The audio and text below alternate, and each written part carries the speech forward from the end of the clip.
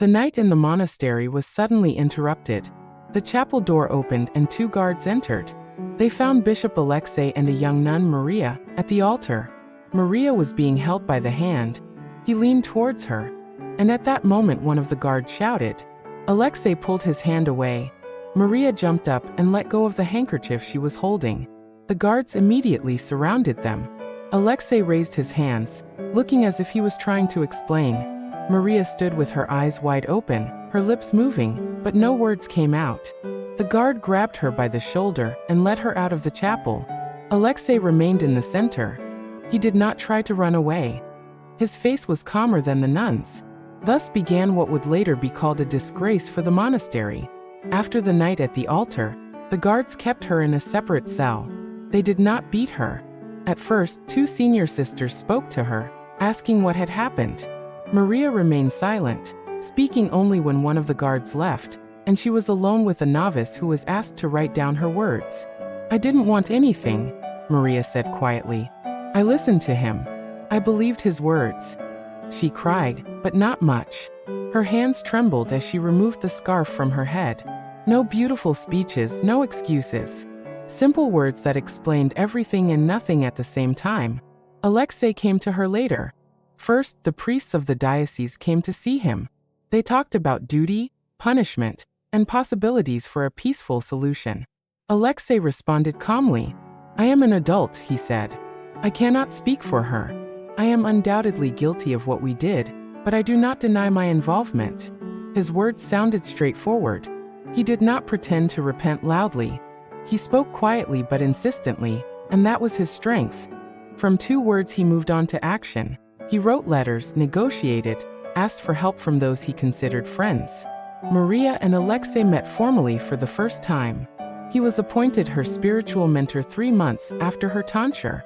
She was new to the monastery. She was 23 years old. She came here because her family could not support her, and because she felt she wanted to serve. Alexei talked to her at length about prayer and duty to God. He asked questions, listened, took notes. He felt comfortable talking to her. She answered honestly. He did not seek mercy or make a scene. When he spoke of sins, he spoke of them without malice, as something that could be corrected. She saw confidence and support in him. She sought support in his words.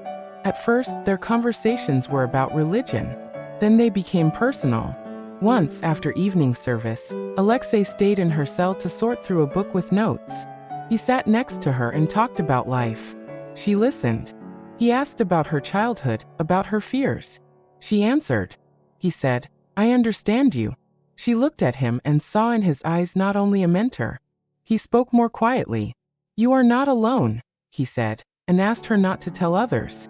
She agreed. Then it all began slowly and cautiously. They met rarely and less often in public places. Alexei found reasons to stay in the library, in the cell of his brother, the canon, in the confessional. He knew how to fit into the routine of the monastery. Maria appreciated his attention. He taught her to pray differently, not with more words, but in a different way, he said. She wanted to please him. Sometimes he would take her hand when he spoke, and she would respond to his touch. She did not think it would change her life. She thought it was a spiritual connection. Her faith seemed to rest on his approval.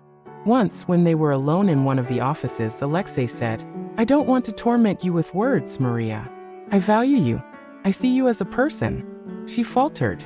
But you are my mentor, she said. He looked straight at her and said, I know, but I can't pretend I don't feel it. He took her hand differently, and this time she didn't pull it away. She felt her heart beating faster. It wasn't loud, but it was new. She thought about breaking the rules, but the thought of him being there was stronger than her fear.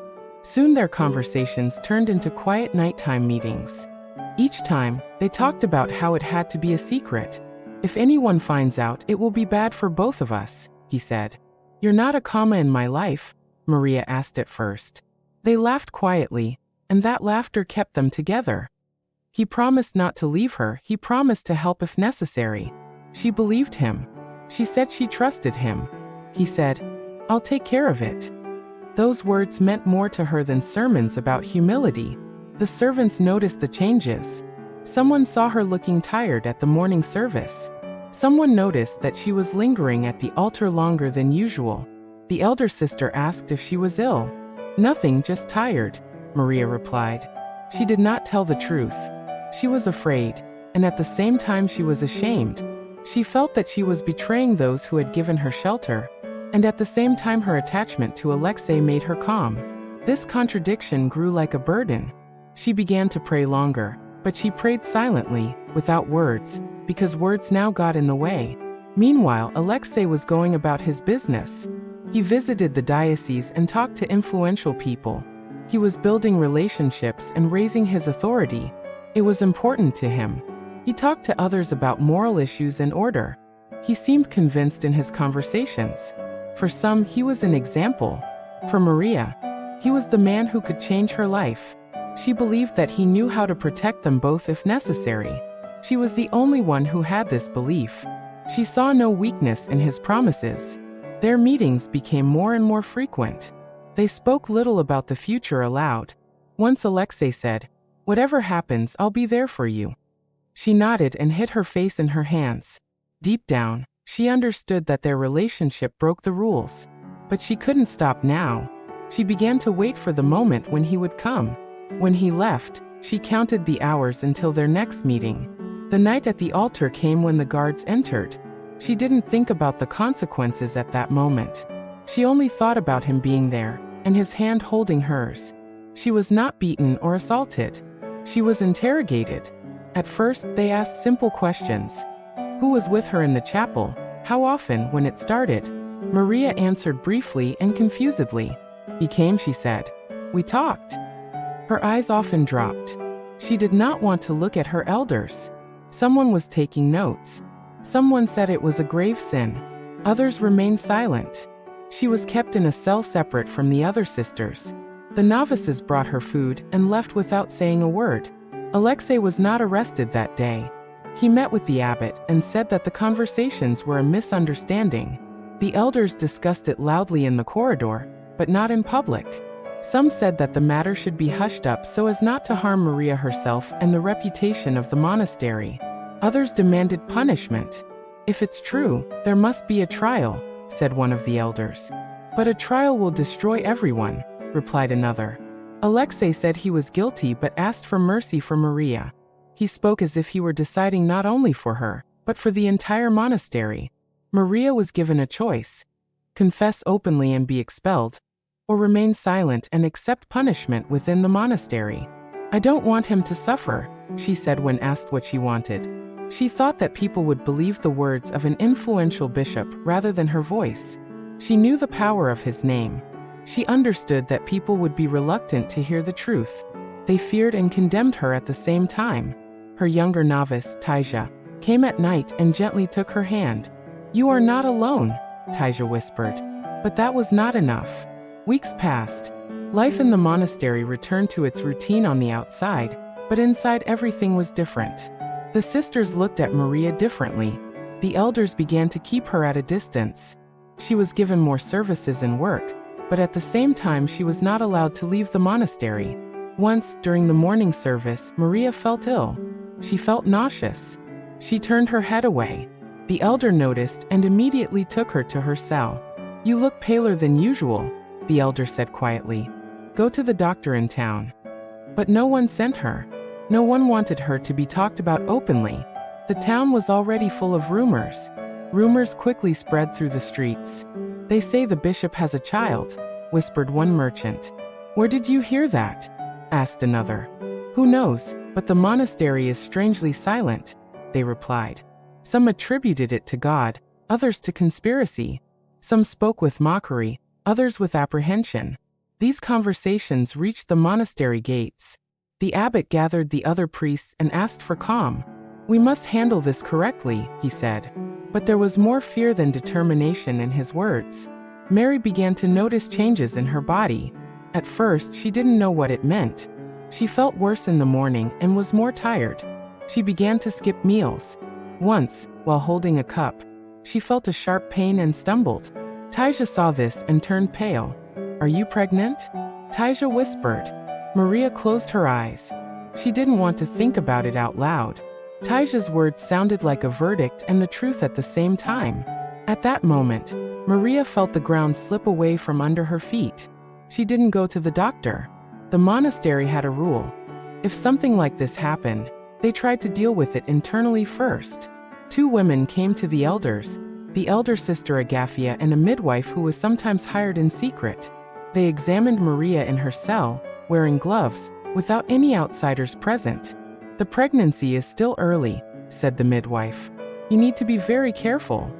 Agathia looked at Maria and asked if she wanted to reveal the truth. Maria replied quietly, "If I tell, he will suffer. I cannot allow that." Her voice was barely audible. She thought about what might follow. Expulsion, shame for the whole family, an attack on the church. She felt scared and lonely at the same time. Alexei came to the cell afterwards. He entered calmly. Maria looked at him, and her gaze conveyed many things: guilt, hope, fear. "Are you all right?" he asked, but his voice was even. She did not answer immediately. Then she said quietly, "I'm pregnant." He was silent for a few seconds. Then he began to speak quickly, as if he were preparing his defense. "It will be difficult," he said, "but we'll manage." "How?" she asked. "You're a bishop," she said. "You know people. You can persuade them." He took a step closer and put his hand on her shoulder. "I'll take care of it," he said. Maria looked at his hand and immediately pulled her shoulder away. "Don't promise if you can't deliver," she said. There was reproach and weariness in her voice. He left then with promises that sounded plausible. He began to visit her cell less often in secret.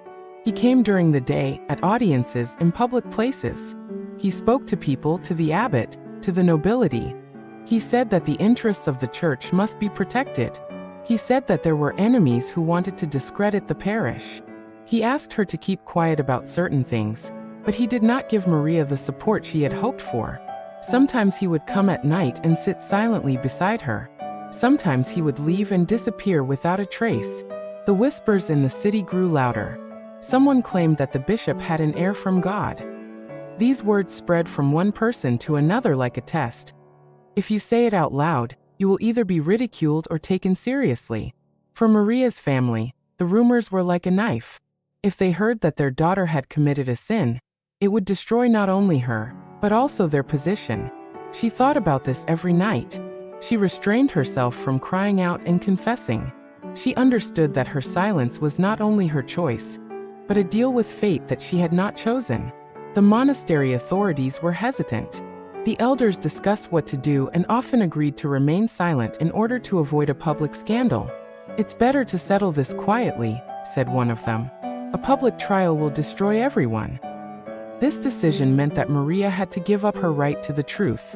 She felt her life shrinking into a narrow corridor of silence.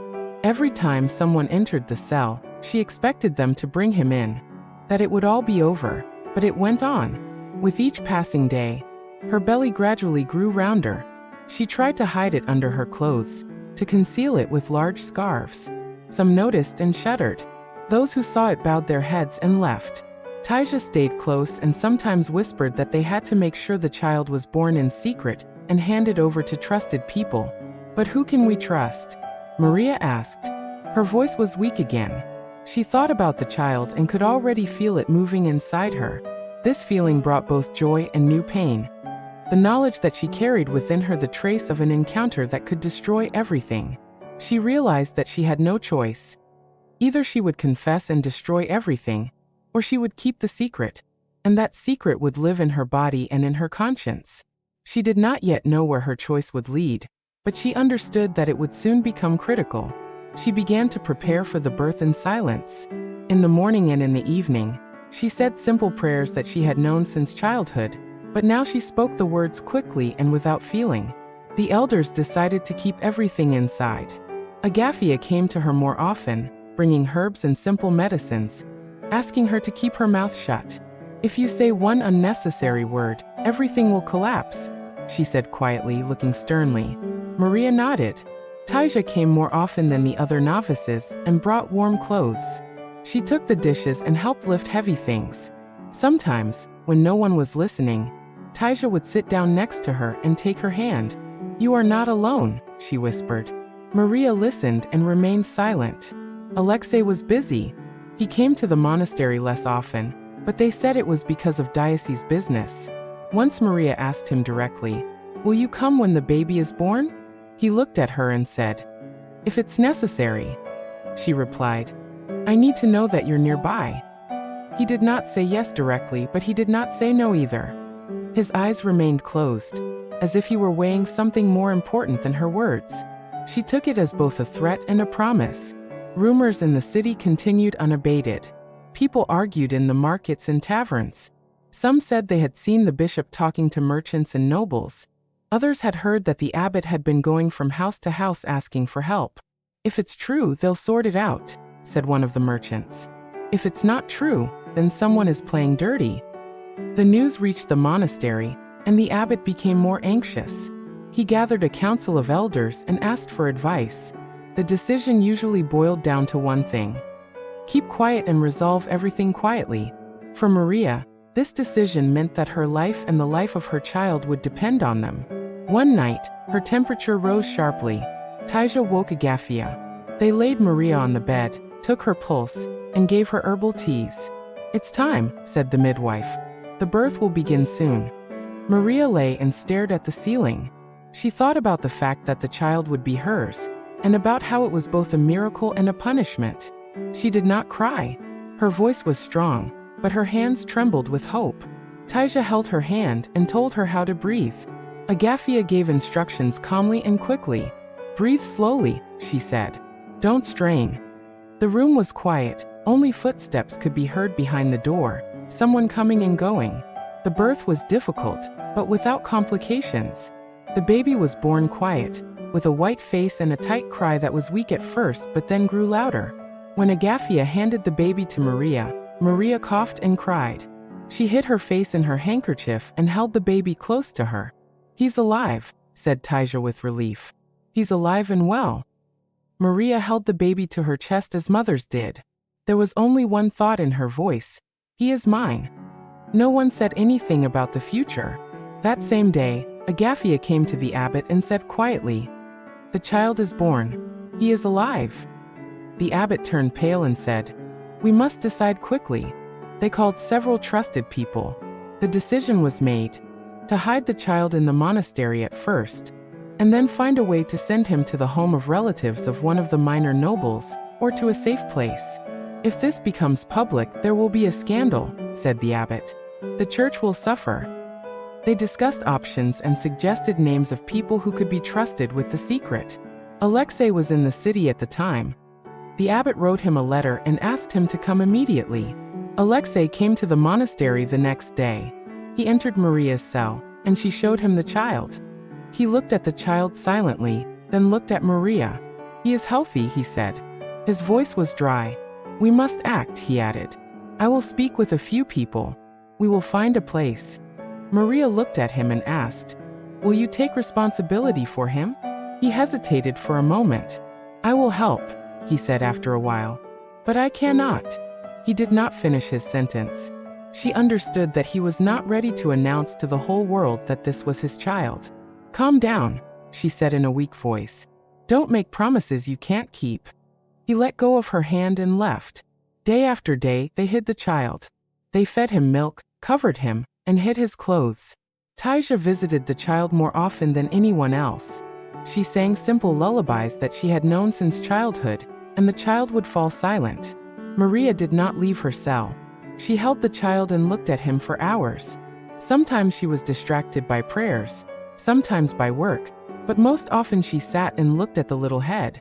Her face changed. The previous fatigue disappeared, replaced by another, even heavier one: constant worry. She thought about the future and realized that she could not raise the child in the monastery herself. Meanwhile, rumors in the city took a new turn. Someone said that the bishop had an heir. People began to talk about it openly. "If it's true, there's an explanation," some said. "If it's a lie, it's a dirty slander," said others. These words reached the nobility. Several families began to consider their options: spread the rumor or forget about it. For the monastery, this was a test. If the rumors grew stronger, envoys would come demanding explanations. And if the secular authorities intervened, the consequences would be unpredictable. One morning, there was a sharp knock on Maria's cell door. Standing on the threshold were the abbot and two men in civilian clothes, a representative of the court and a minor official. They were serious. "We have received a request from citizens that there is a scandal brewing in the monastery," said the court representative. "We have come to investigate." The abbot looked tense. He looked at Maria and said, "I ask you to remain calm." Maria sighed and picked up her child. She knew that if they decided to conduct an investigation, her secret could be revealed. She gathered her strength and entered the corridor, where several monks and novices were already standing. "I will tell the truth," she said quietly and headed towards the people. Taija grabbed her by the clothes and whispered, "Think." But Maria had already taken a step. She entered the room where the representatives were waiting and looked straight into the eyes of everyone there. Her voice trembled, but it was steady. "This is my child," she said. The room fell silent. The court representative looked at the abbot, and the abbot looked at the floor. Alexei entered and stopped in the doorway. His face was pale. He did not say a word. Maria held the child and said, "I will not lie." Her words hung in the air. The room was silent for another minute after her words. The court representative raised his eyelids. The abbot clasped his hands. Alexei stood in the doorway, his mouth open. He looked at Maria as if he thought she had deliberately gone against him. Then he took a step forward and spoke evenly and quietly. "I am partly to blame," he said. "I spoke with the sister, we were both wrong.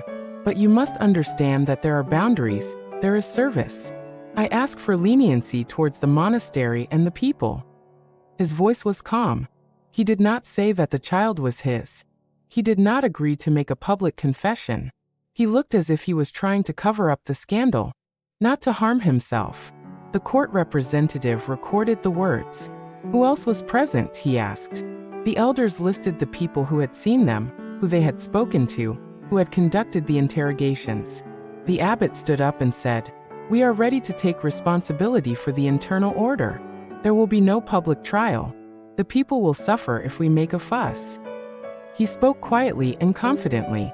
Maria looked at the abbot and said, "If you are afraid, say so directly. I will tell everything and leave. I don't want the child to live a lie." Her voice was steady. Taija grabbed her hand and squeezed her fingers. Whispers stirred around them.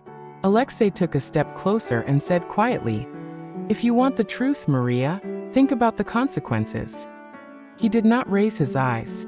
"You want to ruin many people." His speech was calculated. She sensed a threat in it, but also gentleness and a sense of saving his own position. The decision was made quickly, as if the document had been prepared long ago. Maria had to give a written confession of her relationship and ask for mercy. She had to renounce her right to raise the child. She would be removed from monastic life, but not publicly.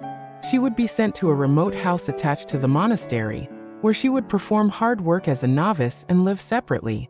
The child would be temporarily placed in the care of a noble family, whose name was carefully concealed. Alexei had to help arrange for the child, but he would retain his rank. He was assigned a short pilgrimage and several days of penance before a spiritual commission. It looked like punishment, and at the same time a way to save face. "I will not give up the child," Maria said sharply when the conditions were read. Her face turned pale, and she clutched the tiny bundle where the baby was sleeping. "I am the mother," she whispered. "You have no right." Her voice trembled. Taija stood up, grabbed her hand, and looked at the abbot. "Please don't take the child away." Her eyes were shining. Agafia quickly approached and put her hand on Taija's shoulder, so that others would see the touch as an act of care. "We must preserve the monastery," Agafia said calmly. She knew what the choice meant: to preserve the community or to risk everything for one woman. One of the guards who had previously led Maria out of the chapel approached and said, "I will carry out the order." He did not raise his head. He took the bundle carefully, as if it were something fragile and foreign. Maria jerked, trying to snatch the child, but her hand was held back. A crowd gathered in the corridor, some of the monks, some of the parishioners. Alexei stood at the end of the corridor. His face was pale gray. He said nothing. It seemed that he believed he had done everything he could. When the guard carried the child out, Maria screamed. It was no longer a whisper, but a heart-rending cry. "Give me back my son," she shouted, thrashing against the railing. Her hands reached convulsively for the bundle. Taija held her back, while Agafia ordered the guard to hurry.